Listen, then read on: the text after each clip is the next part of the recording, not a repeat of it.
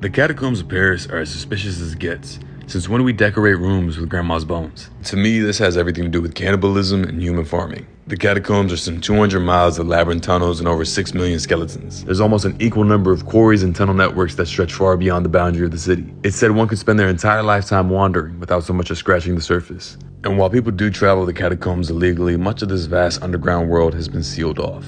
They claim it's due to the danger posed by cavities. So evidence is being deliberately filled up and sealed with concrete. Basically, no one needs to see what's going on down there. Now, this tiny portion which is open to the public, which is only under a mile, is known as the Denfert Rochereau ossuary. And when we look at these ossuaries, something about them just doesn't sit right.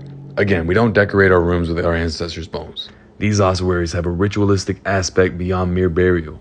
To me, it's obvious all these deaths were happening in the same time frame, some type of mass extinction. Just pay attention to the bones. Many of the skulls have a hole over the pineal gland, denoting some type of violent death. We see skulls, femurs, arms, and legs, but where's the rest?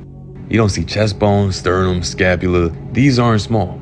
And this is the case in practically all the catacombs. So unless you've been living under Rockefeller-induced programming, you know there's worldwide accounts of giants in every single culture, many of which that were reported to be cannibals. And then we have the Book of Enoch that states these giants devoured all the labor of men until it became impossible to feed them. This gives an entirely different perspective to all the scattered piles we see throughout the illegal sections.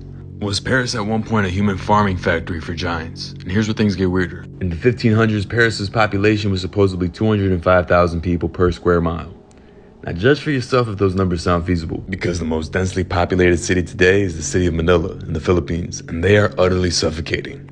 And their population is only 107,000 per square mile. So those numbers of Paris are either BS or they were being cooped up like chickens. That would match the legends of humanity being a slave race to giants at one point. Because most of history, as we know, is a lie, used to push a certain narrative. One thing is for sure, the truth behind these catacombs is much darker than the original story. Question everything.